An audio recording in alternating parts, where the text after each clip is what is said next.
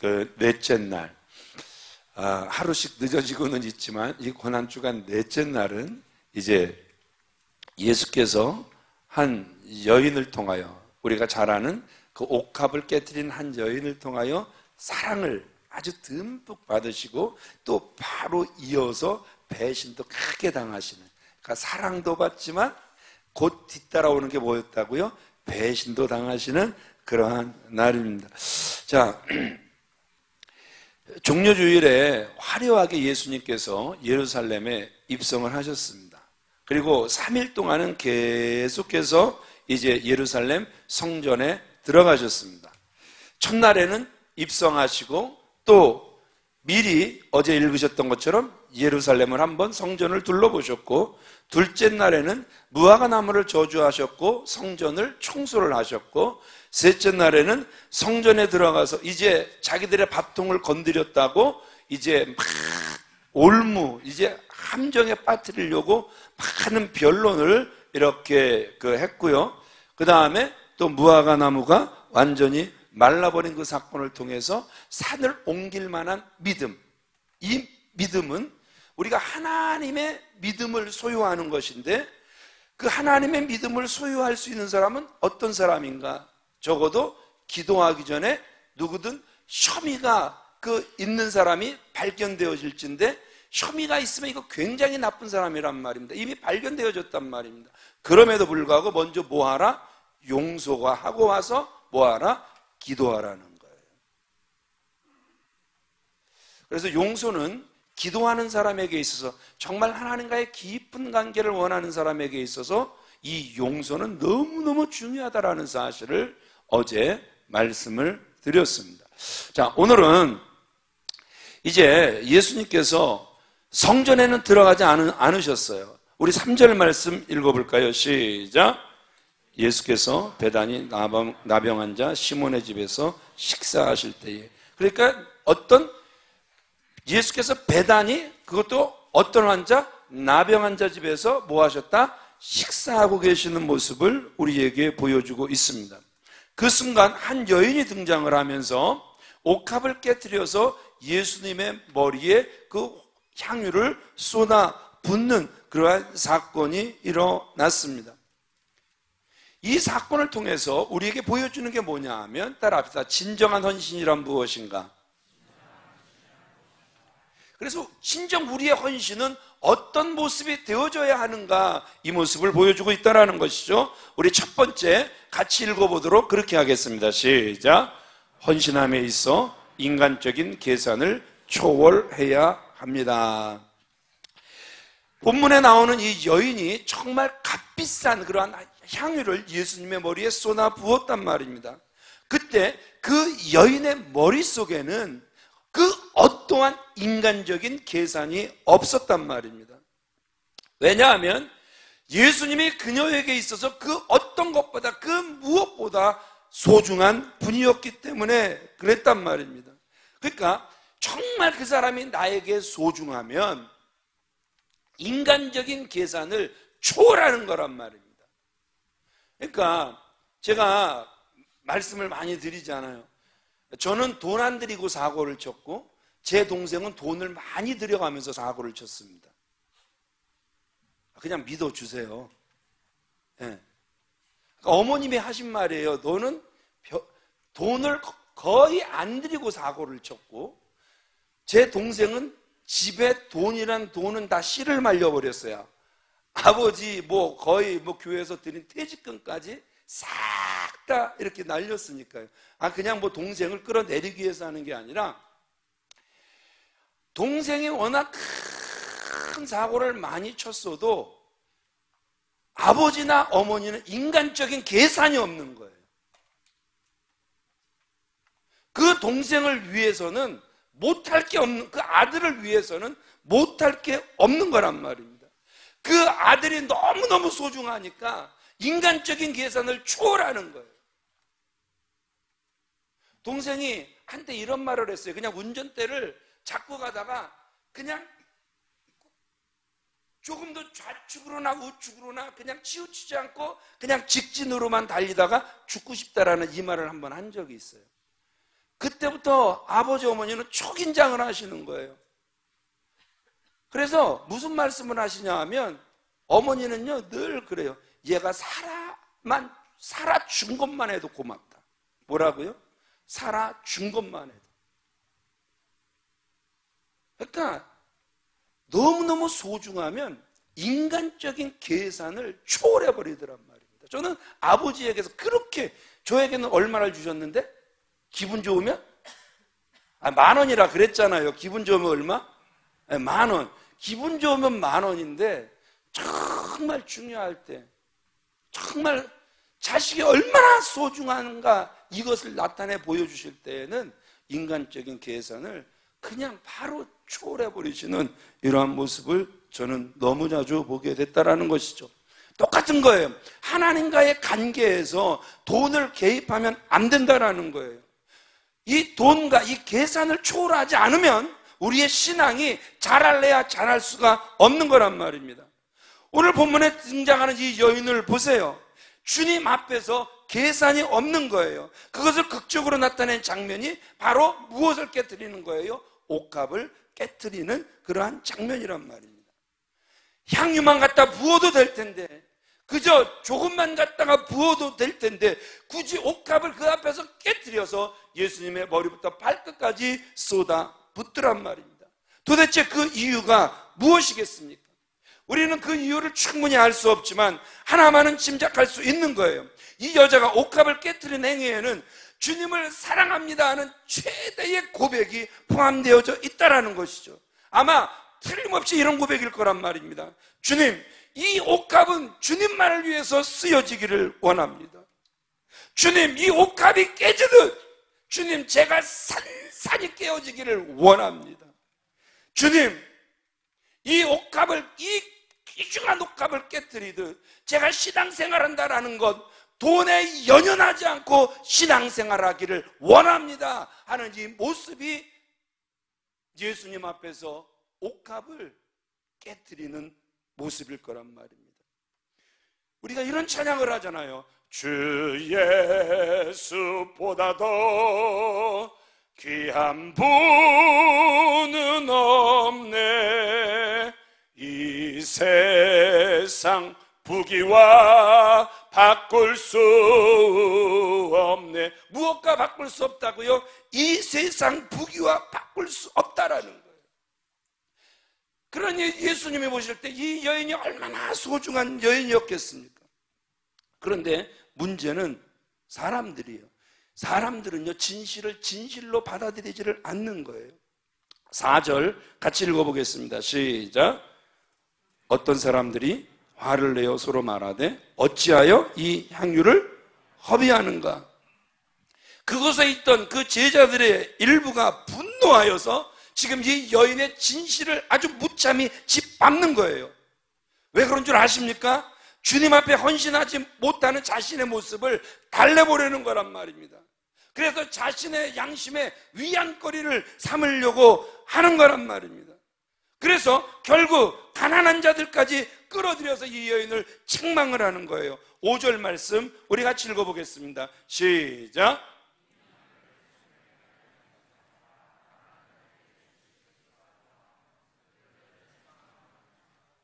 지금 어떻게 한다고요? 가난한 자들에게 줄 수 있었잖아.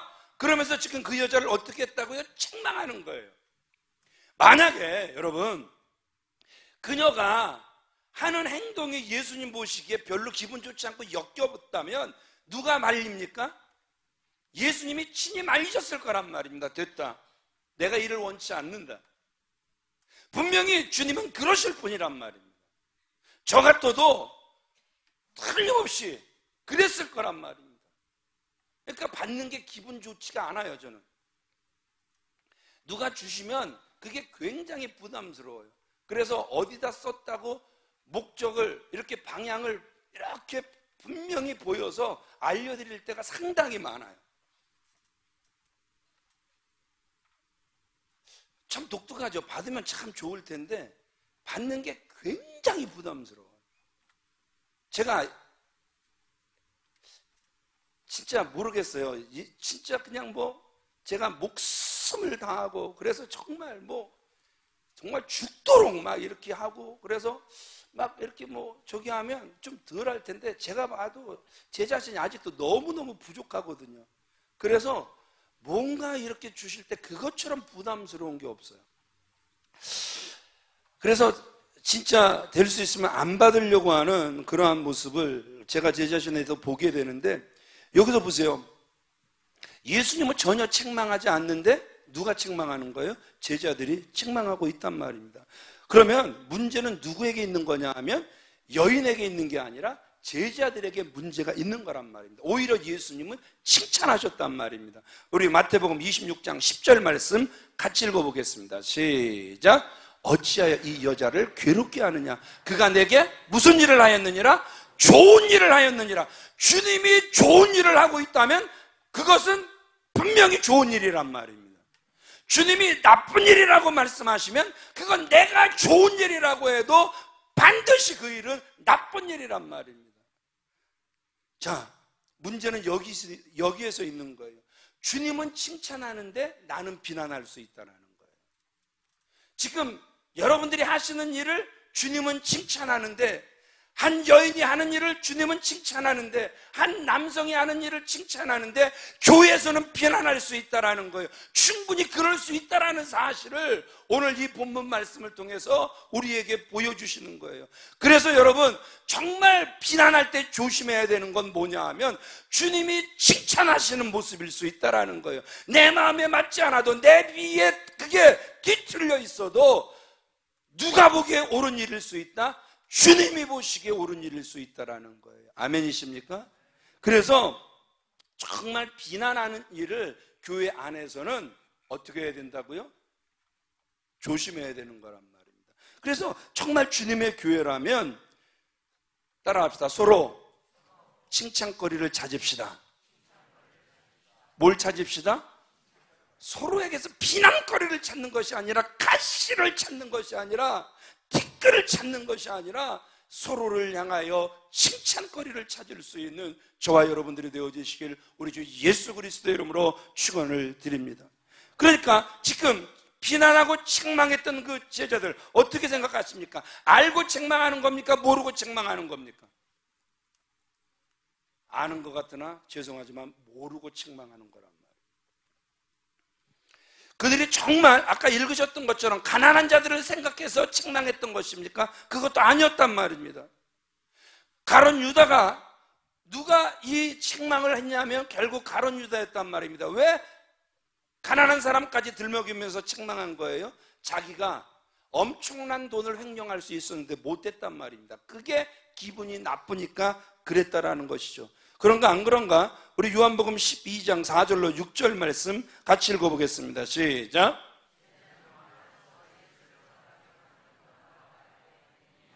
어찌하여 300데나리온에 팔아 가난한 자들에게 주지 아니하였느냐 하니, 이렇게 말하면 가난한 자들을 생각함이 아니요, 그는 도둑이라 돈계를 맞고 거기 넣는 것을 훔쳐감이라.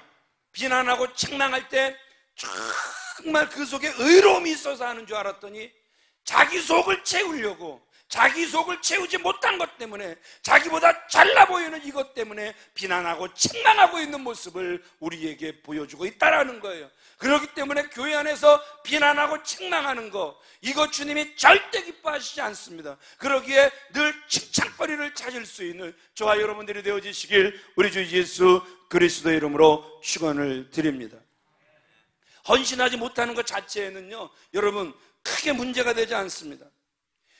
헌신하지 못하기 때문에 남의 헌신을 시기하고 모함하는 것이 문제란 말입니다. 그래서 양심의 위안을 위해 끊임없이 비판거리를 세우는 것이 교회 안의 문제란 말입니다. 이 부분을 같이 읽어보도록 하겠습니다. 시작. 헌신이란 하나님이 감동 주시면 하는 것입니다. 교회는 헌신하지 못하는 성도도 포근하게 감싸 안아야 합니다. 그리고 성도들도 헌신하지 못하는 것에 대해 지나치게 죄책감을 가질 필요가 없습니다.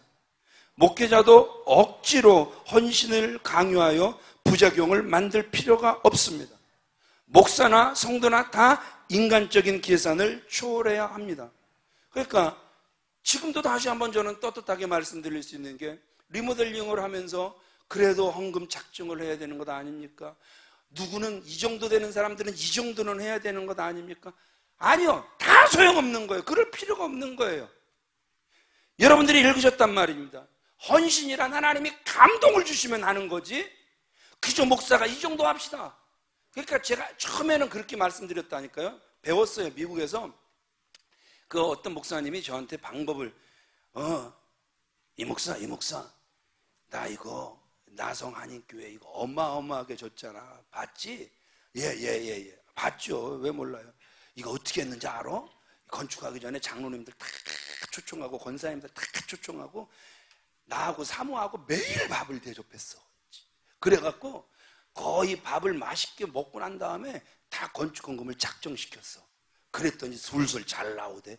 배워왔어요. 그래갖고 그렇게 하려고 하다가 성령께서 그 마음을 걷어버리셨어요.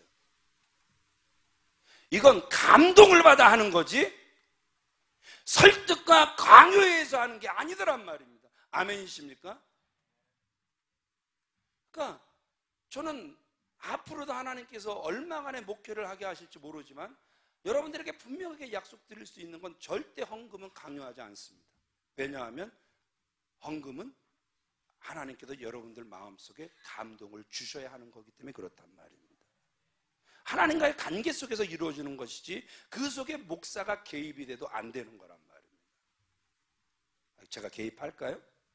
그걸 원하시는 거 아니란 말입니다. 자, 헌신은요 어차피 애정과 믿음의 표시기에 시간이 필요하단 말입니다. 헌신한다고 성도끼리 서로 구별의식을 갖거나 우월감을 가져서도 안 되고, 헌신의 때가 이르지 못해서 헌신하지 못한다 해도 그 헌신하지 못하는 것 때문에 지나칠 정도로 자존심 상할 필요도 없다라는 거예요. 더 나아가서 내 구겨진 자존심을 만회하기 위해서 다른 사람을 비방할 필요도 없다라는 거예요. 그 모습 얼마나 가나 보자 이렇게 독을 품을 필요도 없다라는 거예요. 우리 두 번째 같이 읽겠습니다. 시작. 헌신이란 무엇이라고요? 우리의 전부를 드리는 것입니다. 그러니까 이 여인은 향유를 드릴 때 조금도 남기지 않습니다. 이거 나중에 제가 조금이라도 쓸게요. 조금도 남기지 않습니다. 그 가치를 우리가 이미 잘 알고 있습니다. 300데나리오, 노동자 300일 일당, 또 노동자 1년치 월급이란 말입니다. 정말 큰 액수일 수 있단 말입니다. 그러나 액수의 많음보다 그것이 그녀의 전부라는 사실이 더 중요하단 말입니다. 이처럼, 이 여인처럼 우리는 하나님께 우리의 모든 것을 올려드릴 수 있어야 하는 거란 말입니다. 우리 8절 말씀 같이 읽어보겠습니다. 시작.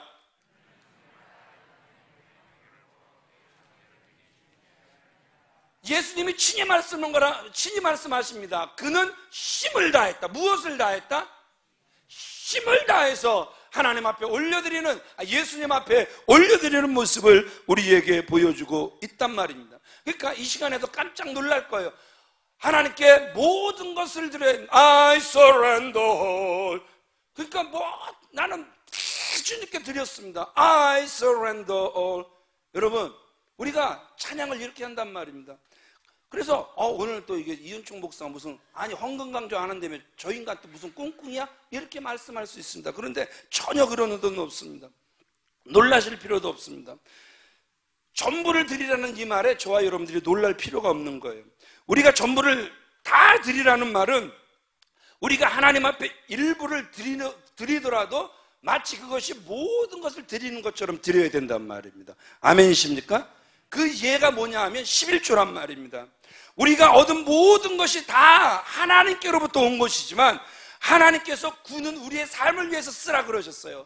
일은 하나님의 나라를 위하여 쓰라고 말씀하셨단 말입니다. 이게 11조의 참된 의미란 말입니다. 그래서 정말 하나님 앞에 우리가 일을 드리지만 하나님은 마치 열을 받으시는 것처럼 받는 거란 말입니다. 이해가 안 되세요? 우리가 일을 드리지만 그 일을 드리는 자체가 이것은 다 누구 것입니다라는 걸 인정하는 거예요. 하나님의 것입니다를 인정하는 거란 말입니다. 11조도 제대로 안 하시는가 보다. 이거 영 마음이 불편해서. 그러니까 여러분, 정말 기억하셔야 될 게 뭐냐 하면 우리가 하나님 앞에 적선하듯 11조를 드리면 안 된다라는 거예요. 그러니까 이렇게 뭐 월급의 11조는 이렇게 드려요. 그러다가 좀 액수가 커져. 그래서 무슨 막 보너스가 막 몇 천만 원이 나왔는데 그거 11조 드리려고 그러면 이제 그때는 이건 너무 많은데, 이건 너무 많은데. 그게 뭐냐 하면 지금까지 하나님을 적선하는 거예요. 그냥 내 기분이 내키니까 그건 하나님 지금까지 11조를 했어도 하나님께 온전히 모든 것을 드린다고 한 게 아니라 하나님을 적선한 거란 말이에요. 그러니까 점점 커지잖아요. 집을 팔아도 남은 게 이게 액수가 상당하네? 그러니까 막 이걸 가지고 막 자기가 마음대로 하거나 아니면 하나님 앞에 안 드리는 이런 것들도 온전히 하나님 앞에 모든 걸 다 드리는 게 아니라 지금까지 적선하듯 드리는 모습이었단 말이에요. 이해가 되십니까? 이게 이해가 돼야 돼요. 일을 드리지만 모든 것을 다 드리는 것처럼 하나님이 받으신단 말입니다. 아멘이세요? 저 오늘 굉장히 중요한 말씀 드리는 겁니다. 이게 하나님의 백성들이 평생 마음판에 새겨야 될 말씀이란 말입니다. 하나님은 적선 받으시는 분이 아니라 우리의 마음을 받으시는 분이란 말입니다. 아멘이십니까? 하나님을 적선하지 않는 저와 여러분들이 꼭 되어지시길 우리 주 예수 그리스도의 이름으로 축원을 드립니다. 내가 이런 위치에 있으니까 이 정도는 해야지 하면 안 된다라는 거예요. 헌신은 그러한 예의나 체면을 넘어서는 거란 말입니다. 마음이란 말입니다. 우리 세 번째 같이 읽겠습니다. 시작. 헌신은 뭐 하는 거다? 미루지 않는 것이다.